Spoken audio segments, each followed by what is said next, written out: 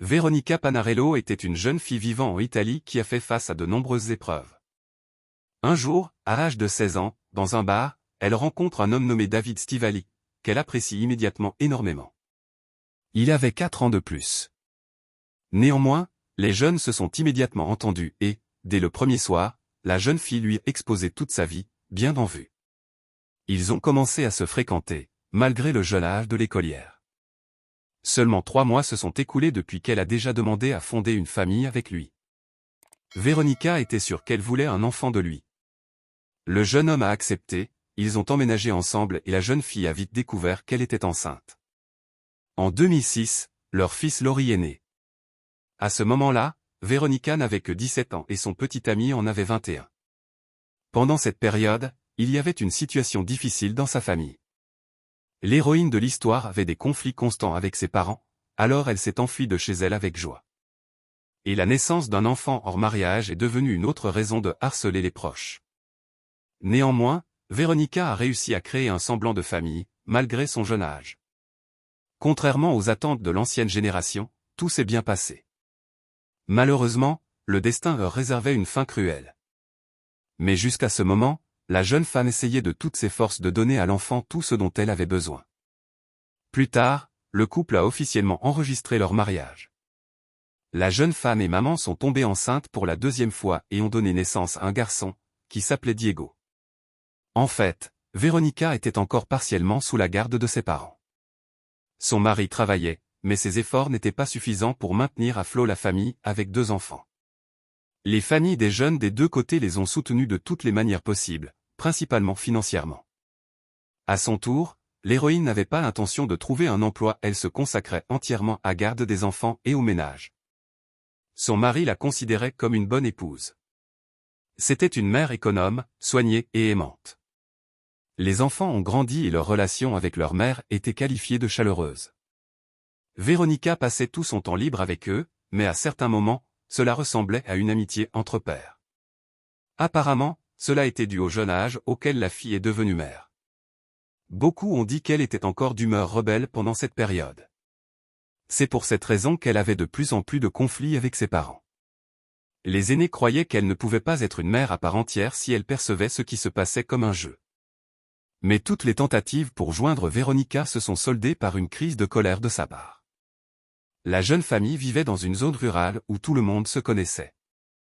La colonie s'appelait Santa Croce Camerina, en Sicile, dans le sud de l'Italie, avec une population de seulement 10 000 habitants. Malgré l'ambiance d'une petite ville chaleureuse, une maternité aussi précoce était ici une nouveauté. Mais personne ne soupçonnait que cet élan de jeunesse téméraire pourrait conduire à quelque chose comme la cruelle tragédie dont nous allons parler aujourd'hui. Vers 13h29, le 29 novembre 2014, l'héroïne de l'histoire, Veronica Panarello, s'est présentée au commissariat. Une jeune femme a signalé la disparition de son fils Laurie, 8 ans. La jeune maman a avoué qu'elle l'accompagnait à l'école tôt le matin, comme elle le faisait toujours. Selon elle, elle a emmené le garçon directement à l'école, et il s'y est rendu avec le reste des enfants. Puis elle a emmené le plus jeune enfant à la maternelle. Ayant été à l'école jusqu'à 12h30, la jeune maman est venue chercher son fils. Cependant, il ne s'est jamais présenté. La mère s'est inquiétée et n'a pas pu le trouver là-bas. Après cela, elle a immédiatement décidé de se rendre au commissariat pour déposer une déclaration concernant la disparition de son fils de 8 ans. La police a immédiatement contacté l'école, mais aucun des enseignants ni du personnel n'a vu le garçon disparu ce jour-là. Les élèves ont également confirmé qu'ils ne l'avaient rencontré ce jour-là ni à proximité de l'école ni en classe. Ils pensaient qu'il faisait peut-être l'école buissonnière. Certains ont suggéré que quelqu'un l'avait kidnappé. Mais personne ne croyait que le garçon montrait volontiers dans une voiture inconnue. Il était très intelligent pour ça. Ensuite, la question s'est posée de savoir comment il pourrait se retrouver dans la rue si sa mère l'accompagnait jusqu'à l'école et le voyait entrer. Pendant cette période, son mari Davido travaillait comme chauffeur, il était à Rome sur son prochain vol. À ce moment-là, l'homme avait 29 ans et sa femme 25 ans. Les carabiniers ont immédiatement rappelé le père de l'enfant. Il a été surpris par le rapport de police, il s'est avéré que Veronica ne l'a même pas informé de ce qui s'était passé. Après cela, l'homme a immédiatement appelé sa femme. Véronica a confirmé qu'elle ne parvenait pas à retrouver Lori. Puis le mari est monté à bord d'un avion pour arriver en ville au plus vite. En arrivant sur place, la première chose qu'il a vue a été une publication sur les réseaux sociaux avec une photo de sa femme et de son enfant. C'était l'annonce qu'un garçon avait été retrouvé mort. Le corps de Lori a été retrouvé seulement 4 heures après le rapport de police. Le garçon a été jeté chez l'ennemi, situé à côté du vieux moulin. L'emplacement était à quelques minutes en voiture de la maison d'un couple avec enfants. Le corps a été découvert par un homme âgé qui chassait ici lors de ses habituelles randonnées en forêt. Il a remarqué quelque chose de suspect dans la terre. Dès que le passant s'est approché, l'homme s'est rendu compte qu'il ne s'agissait pas d'un objet lancé au hasard, mais du corps d'un enfant. Il a immédiatement contacté la police et signalé la découverte. Sur place, les médecins légistes ont découvert le corps mutilé d'un enfant. Le corps était anormalement retenu dans le fossé. Son pantalon était légèrement baissé et ses sous-vêtements manquaient. Les policiers ont immédiatement soupçonné un mobile sexuel pour ce crime. Les enquêteurs pensaient avoir affaire à un agresseur d'enfants. Cependant, contrairement au pervers ordinaire, il a non seulement violé ses victimes, mais il les a également tuées. Cela rendait le criminel doublement dangereux. Lorsque les habitants ont appris la tragédie, la panique a commencé dans la ville. Personne ne pouvait vivre son ancienne vie, sachant que chaque enfant pouvait être sous le pistolet d'un prédateur en chasse. La nouvelle du meurtre dans un petit village s'est rapidement répandue dans tout le pays. La victime a été signalée sur les chaînes de télévision centrales italiennes. L'incident est devenu l'un des principaux événements d'actualité de 2014, qui a enthousiasmé le public. Les gens ont exigé que la police arrête le criminel et le traduise en justice. Les détectives ont travaillé sans relâche pour trouver un monstre capable de cela afin de rassurer le public. Les enquêteurs travaillant sur l'affaire ont immédiatement remarqué quelques bizarreries. Le crime n'a manifestement pas été commis selon le schéma classique selon lequel agissent habituellement les violeurs et les maniaques. La plus grande bizarrerie n'était même pas que l'enfant manquait de sous-vêtements. L'ayant enlevé, le criminel a remis son pantalon. Les violeurs récupèrent souvent les affaires des victimes, mais ne remettent presque jamais leurs vêtements après avoir retiré le trophée. De tels cas n'avaient d'ailleurs jamais été observés dans cette zone. La police s'est tournée vers la famille du défunt. Véronica et Davido étaient des gens honnêtes, tout le monde les connaissait comme une jeune famille aimante. Malgré le fait que l'enfant soit né quand la mère était très jeune, elle semblait être un parent aimant. Dans tous les cas, dans de telles situations, la famille peut fournir les informations les plus précieuses. C'est pourquoi les enquêteurs sont venus parler aux parents du garçon assassiné. Ici, la police a découvert que Davido passait très peu de temps chez lui. Il était chauffeur et n'était présent que 15 jours par mois avec sa famille. Les enfants passaient presque tout leur temps libre avec leur mère. Ainsi, la jeune femme était constamment seule sans mari, il lui était difficile de faire seul le ménage et d'élever ses enfants. La femme se plaignait souvent de difficultés. Sur fond de solitude, des rumeurs se sont répandues dans la ville selon lesquelles elle avait des amants. Cependant, après vérification, cette information n'a pas pu être confirmée. La police a retrouvé Véronica dans la maison familiale Stival. Selon Davido, elle a été détruite par cette tragédie. La jeune mère pleurait constamment et refusait de manger. Cela l'a ensuite conduite à s'épuiser. La jeune femme a été transportée à l'hôpital, où elle a dû recevoir des perfusions spéciales avec une solution nutritive pour ne pas mourir. La police l'a vue pendant cette période, elle avait vraiment l'air en mauvais état. Véronica était brisée émotionnellement, cela se manifestait même physiquement, elle avait d'énormes cernes sous les yeux et une peau pâle et malsaine. Durant cette période, le frère cadet de Lori, Diego, vivait toujours avec la famille. Cependant, ses parents l'ont ensuite emmené chez ses grands-parents, car sa mère était dans un état mental instable. Non seulement elle ne prenait pas soin d'elle-même, mais elle ignorait également les besoins de l'enfant. Le mari a soutenu sa femme pendant tout ce temps et il a dû quitter son emploi. Malgré la gravité avec laquelle la famille Stival a vécu la perte de leur enfant, les enquêteurs ont décidé d'emmener les deux parents sur le lieu où le corps de Lori a été retrouvé. La police a réalisé des enregistrements vidéo, elle pensait que ce voyage pouvait fournir des informations utiles. Dans la vidéo, vous ne pouvez même pas voir Véronica, mais littéralement l'ombre d'une personne, elle était tellement bouleversée par la perte de son fils. La liste des suspects comprenait Horacio Fido, C'est le même chasseur âgé qui a découvert le corps de l'enfant. Les détectives soupçonnaient qu'il aurait pu se retrouver avec la victime seulement 4 heures après que le garçon ait été porté disparu. Bien sûr, cela aurait pu être une coïncidence, mais il valait la peine de vérifier comment l'homme avait réussi à retrouver le défunt si rapidement. Les enquêteurs ont ouvert une enquête à grande échelle, mais n'ont pas réussi à établir un lien entre le chasseur et le crime. Il a passé avec succès un test polygraphique, avait un alibi confirmé pour le matin de la disparition de Lori et ses empreintes digitales ne figuraient pas sur le corps du garçon.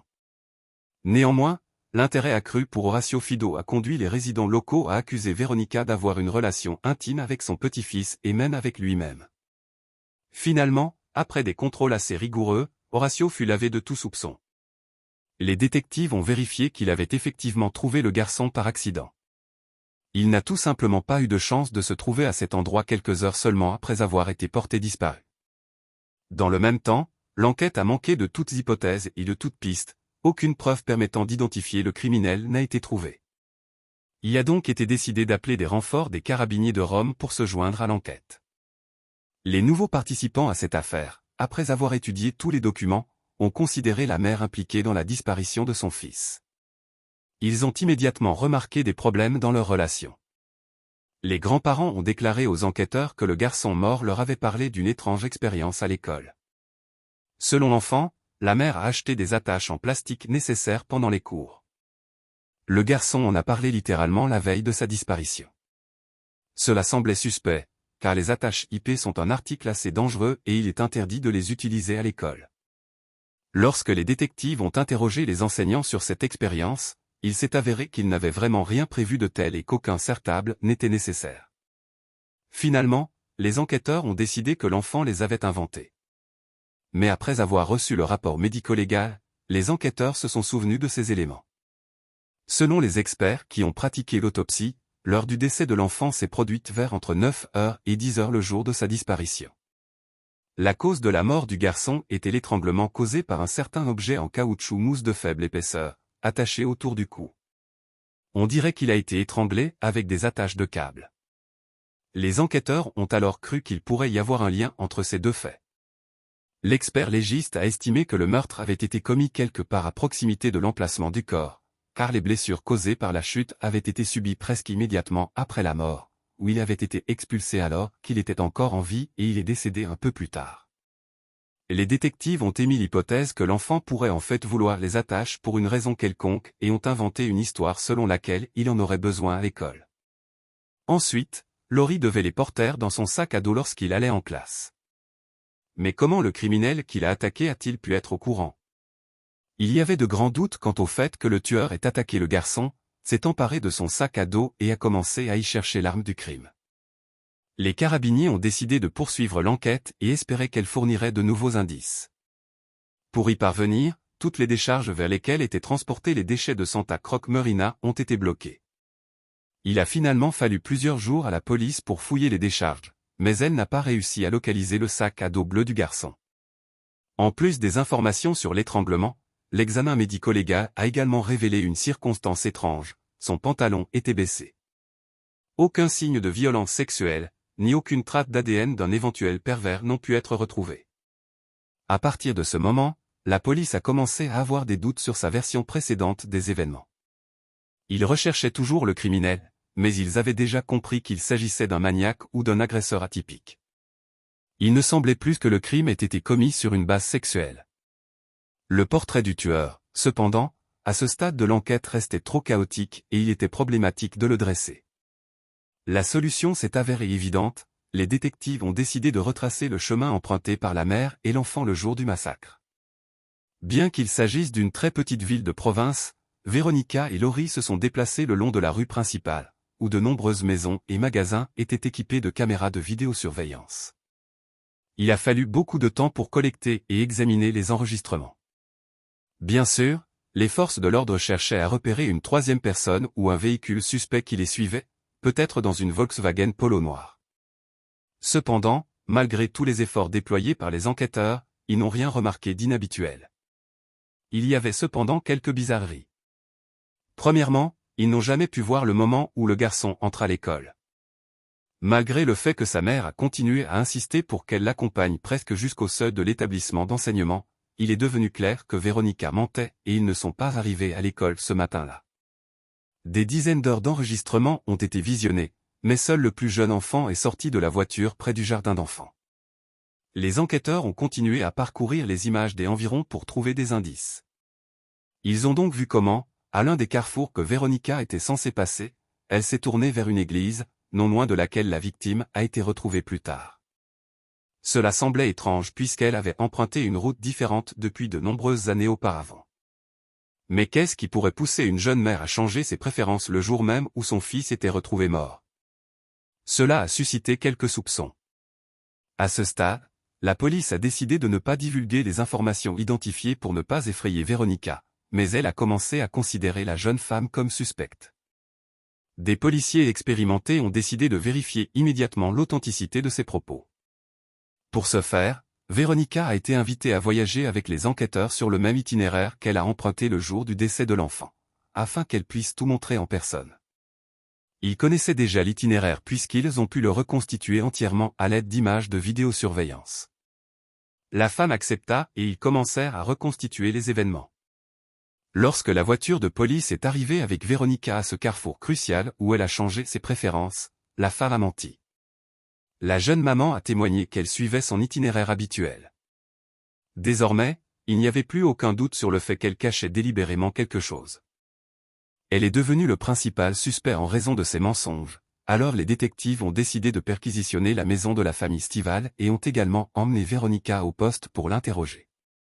Réalisant que la police la considérait comme un meurtrier probable, la femme a commencé à s'indigner.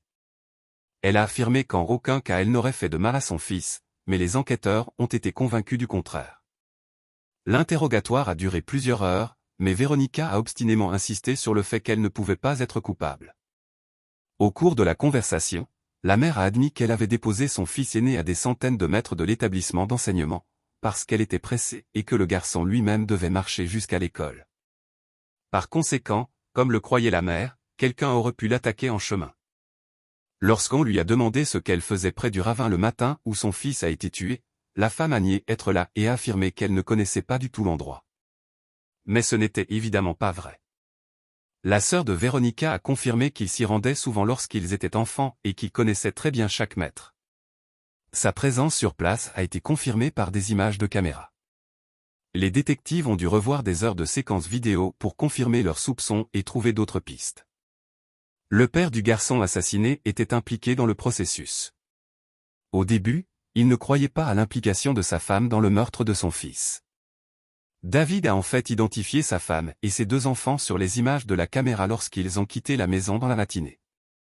Cependant, au lieu d'emmener son fils aîné à l'école, elle l'a ramené chez elle. Une silhouette semblable à Laurie est apparue sur les enregistrements de la caméra, il n'était plus visible dans les images. Après cela, Véronica a emmené son plus jeune enfant à la maternelle et est rentrée à la maison. Contrairement à l'habitude, elle n'a pas garé la voiture devant la maison, mais est entrée dans le garage en marche arrière. Cela s'est produit vers 9 heures du matin. Selon les détectives, le garçon a été tué pendant cette période. Il était absent de l'école et restait à la maison, et lorsque sa mère entra dans le garage, elle fit quelque chose, restant hors de vue des caméras. Tout cela avait l'air trop suspect, c'était comme si elle cachait délibérément quelque chose.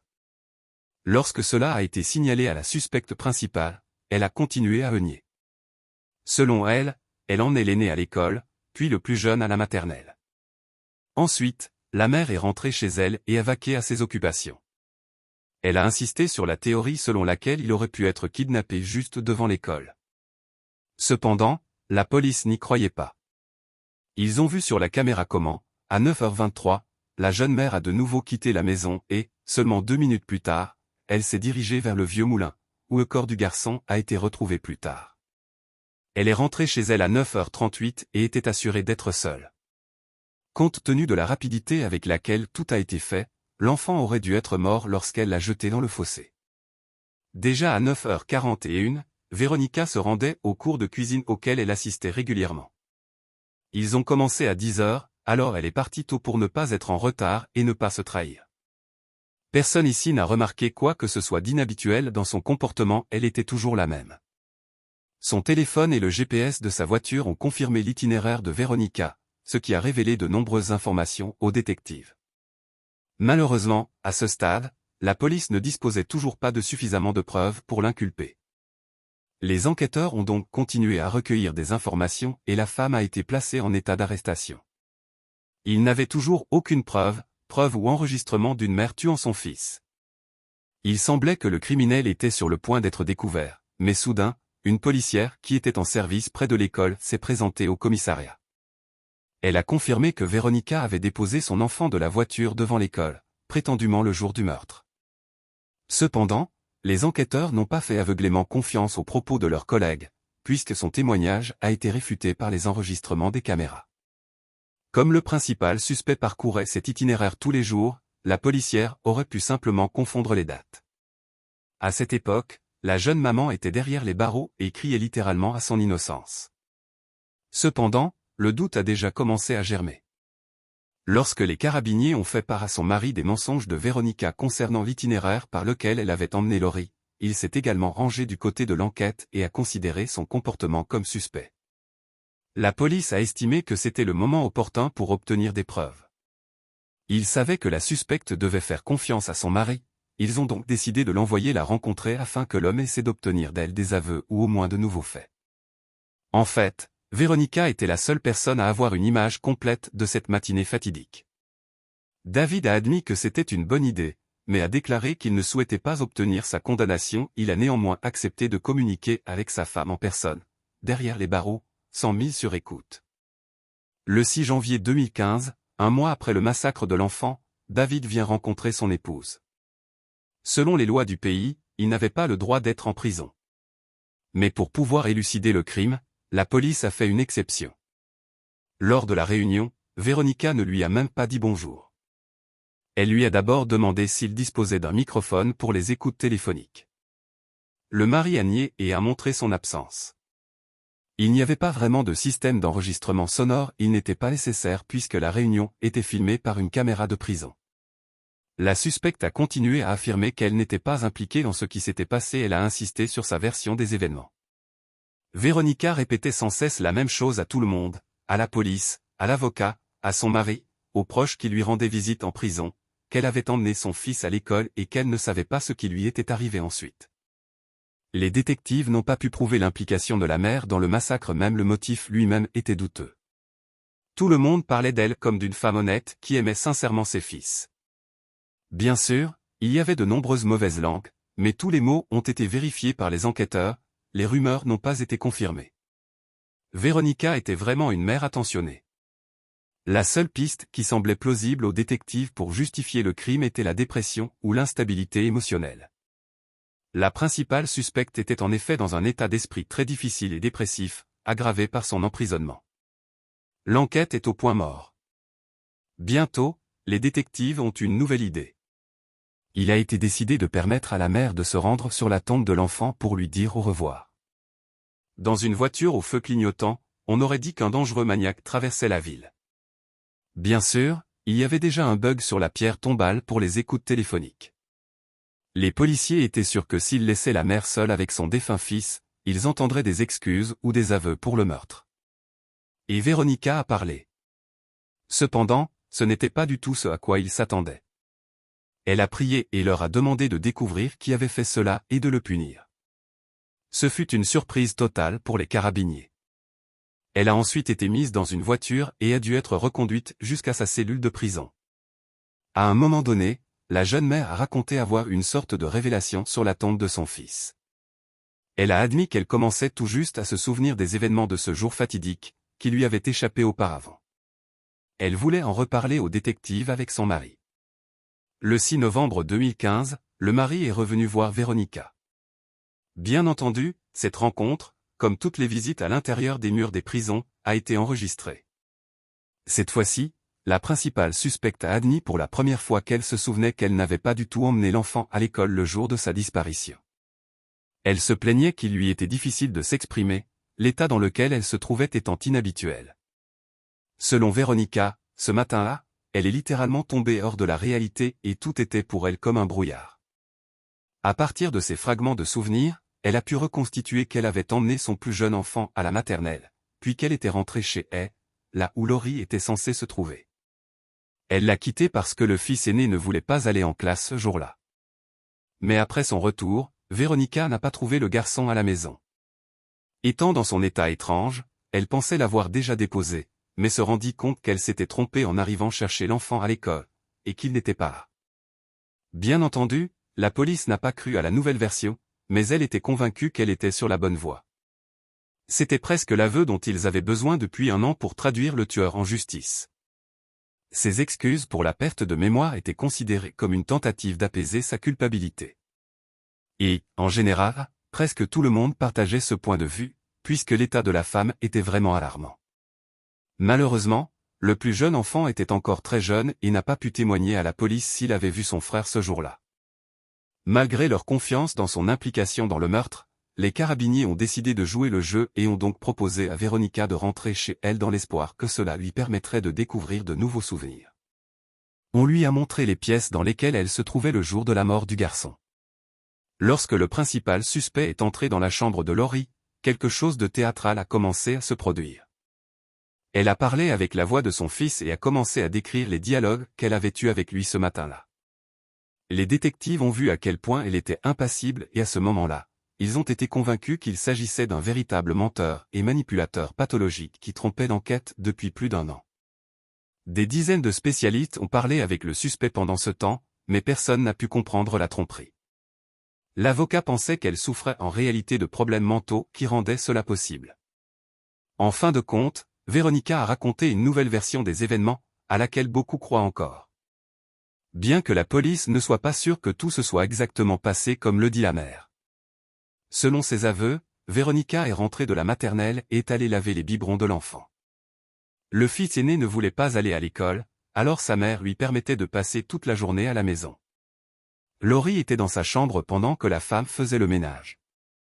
Elle n'a rien entendu de suspect, mais lorsqu'elle est entrée dans la pièce quelque temps plus tard, elle a vu le corps bleu de son fils aîné, avec des attaches de câbles nouées autour du cou. Il jouait probablement avec eux et essayait de les serrer autour de son cou, ils étaient reliés les uns aux autres comme un collier. Selon elle, le fils est figé avec des yeux effrayés, il a tiré une des extrémités de la cravate, croyant pouvoir ainsi l'ouvrir. Mais en réalité, il ne faisait que resserrer le piège mortel. La mère savait comment il fonctionnait, mais elle savait qu'elle ne pouvait pas les déchirer avec ses mains, alors elle a couru vers la cuisine et a attrapé une paire de ciseaux. Lorsque l'héroïne de l'histoire est revenue et a coupé la bande de la mort, le garçon ne montrait plus aucun signe de vie, il avait perdu connaissance et ne respirait plus. Selon Veronica, elle a commencé à avoir une crise de panique, elle a immédiatement pris son téléphone portable et a essayé de composer le numéro d'urgence. Cependant, elle tremblait tellement qu'elle ne pouvait tout simplement pas composer le numéro, car elle n'appuyait pas sur les boutons et les chiffres étaient flous sous ses yeux. Après tout cela, Veronica a réalisé qu'elle serait blâmée pour ce qui s'était passé. Se trouvant dans un état inadéquat, elle a décidé de se débarrasser du corps de son fils. Un examen médico-légal a confirmé plus tard qu'il y avait des égratignures sur le visage et le cou de l'enfant qui ressemblaient à de véritables tentatives d'arrachage des attaches de câbles avec les ongles. Malheureusement, ils entaillaient trop profondément la peau, il était donc impossible de les arracher avec les mains. Le garçon lui-même pouvait tirer l'une des extrémités de la cravate, ce qui a encore aggravé la situation et coupé complètement l'accès à l'oxygène. À ce stade, la police a décidé de clarifier l'information et, si possible, de réveiller de nouveaux souvenirs. Par conséquent, Veronica et David ont été de nouveau emmenés à l'endroit où Lori a été découvert. Ici, la mère a admis qu'elle avait réellement jeté l'enfant dans le ravin, mais a toujours nié s'être occupée de lui elle-même et ne pouvait pas expliquer pourquoi le garçon ne portait pas de sous-vêtements. Cette circonstance ne correspondait pas à son histoire. Cela a également soulevé de sérieux doutes quant à la raison pour laquelle un enfant intelligent de 8 ans a mis ses liens autour de son cou et a commencé à les resserrer de plus en plus sans même appeler à l'aide. Le suspect a rappelé plus tard que le ravin était trop profond. Par conséquent, son pantalon est tombé accidentellement de son corps et il a été tordu pendant que le garçon glissait vers le bas. Lors du procès, le parquet a tenté de réfuter les aveux de la mère. Son comportement inhabituel était des plus alarmants.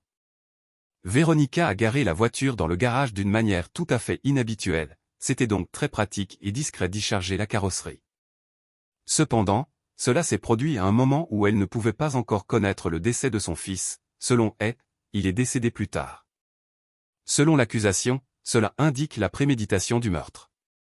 La défense a continué d'insister sur le fait que la mère n'avait pas tué l'enfant, mais qu'il s'était suicidé par négligence. Réalisant la gravité de ce qui s'était passé, Véronica avait tout simplement peur. La femme était sous le choc, alors elle a sorti le corps et l'a jeté. Cependant, elle n'a pas pu répondre à l'une des questions clés. L'accusation n'a pas pu comprendre pourquoi elle avait enlevé les sous-vêtements du garçon et avait ensuite enfilé son pantalon. Selon Véronica, elle ne s'en souvenait tout simplement pas. Le procureur a considéré ces actes comme une tentative d'attaquer le garçon par un violeur afin de mener l'enquête sur une mauvaise voie. Au départ, son plan a fonctionné et la police recherchait un tel criminel, mais s'est rendu compte plus tard que cela faisait partie d'une mise en scène. Au cours du procès, un rebondissement inattendu est apparu dans cette affaire. Véronica a admis qu'en fait, le père, nommé André Stival, avait affaire à Laurie. Elle aurait eu une liaison avec le père de son mari et, ce jour-là, l'enfant les a surpris en train de faire l'amour et a commencé à les menacer de tout raconter à son père. Dans un accès de colère, le grand-père a attaqué le garçon et l'a étranglé. Malgré cette étrange tournure, les forces de l'ordre ont été obligées de vérifier la déclaration de l'accusé. Ils se sont à nouveau tournés vers les images de vidéosurveillance. Ils ont donc découvert qu'aucun des hommes n'était entré dans la maison ce matin-là, mais dans les images où Véronica a quitté la maison vers 9h30, une silhouette sombre était effectivement visible sur la banquette arrière de la voiture. Les carabiniers ont été obligés de faire appel à des spécialistes pour analyser les enregistrements vidéo, mais ils ont affirmé qu'il ne s'agissait pas de l'ombre d'une personne, mais d'un reflet sur les vitres de la voiture. André lui-même a nié le lien avec la femme de son fils et le meurtre du garçon. Il a dit que c'était un autre mensonge d'une folle. Grand-père avait un alibi confirmé. De plus, il n'y a eu aucune correspondance ni même aucun appel entre les soi-disant amants, ce que nie également le condamné. Personne n'y croyait. Le comportement de Véronica suggère le cas d'une personne handicapée mentale. Tous les policiers ont souligné son comportement étrange. L'un des détectives a rappelé que lors d'un des interrogatoires, la femme s'était soudainement mise à chanter et que plus d'une fois son discours calme et fort avait été remplacé par des marmonnements inarticulés dans sa barbe avec un regard vide. Véronica semblait périodiquement sortir de la réalité et pouvait commencer à fumer une cigarette imaginaire. La mère de l'accusé a déclaré que Véronica souffrait auparavant d'un handicap mental et avait été agressée sexuellement par des garçons. À l'âge de 14 ans, elle a tenté de se suicider en buvant de l'eau de Javel après une dispute avec ses camarades d'école. L'année suivante, elle tente de se pendre dans une serre. Véronica a été soignée dans une clinique psychiatrique. Un jour, elle a appelé sa mère et lui a demandé de venir la chercher parce que l'infirmière l'aurait violée. Mais ces accusations n'ont reçu aucune confirmation et personne n'a cru la jeune fille. Un examen psychiatrique a montré que Véronica avait agi avec calme et prudence. Elle a été déclarée folle. Le procès a duré jusqu'à 4 ans en raison de reports constants et d'enquêtes supplémentaires. À l'issue du procès, elle a été reconnue coupable de meurtre avec préméditation et de dissimulation du corps. Le juge a prononcé la peine, 30 ans de prison. Après cela, une autre représentation a eu lieu. De toute évidence, le grand-père de l'enfant, que Véronica qualifiait de criminel, était présent dans la salle d'audience. L'accusée n'était pas d'accord avec le verdict, alors elle s'est levée et a recommencé à accuser l'homme de toutes ces choses absurdes qu'elle avait déjà exprimées plus tôt. Lors de son procès, elle a été expulsée de la salle d'audience et envoyée en prison.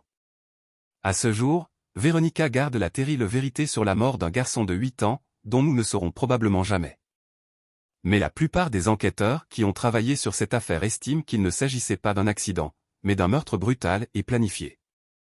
Probablement, ce jour-là, le fils ne voulait pas aller à l'école. Cela s'est déjà produit, ce n'est pas la première fois qu'il est absent. Sur cette base, la mère s'est disputée avec son fils et, dans un accès de colère, l'a étranglé avec des attaches, puis lui a délibérément enlevé ses sous-vêtements afin de brouiller l'enquête. Mais comme les attaches avaient été achetées à l'avance, tout cela paraissait encore plus sinistre et évoquait la planification d'un meurtre. Après le procès, le père du garçon a affirmé que sa vie était ruinée, il avait soudainement perdu son fils, sa femme et son emploi. L'homme n'est toujours pas sûr que ce soit Véronica qui ait tué le garçon. Il se demande ce qui a bien pu causer le meurtre du fils de David. Je n'ai jamais vu une femme faire preuve de violence envers les enfants. Elle a toujours été une mère attentionnée. Maintenant, il essaie de vivre pour le bien de son plus jeune fils, dont ses parents l'aident à élever. Si vous avez aimé mon travail, abonnez-vous à la chaîne et soutenez cette vidéo avec un like. Discutons de cette histoire dans les commentaires.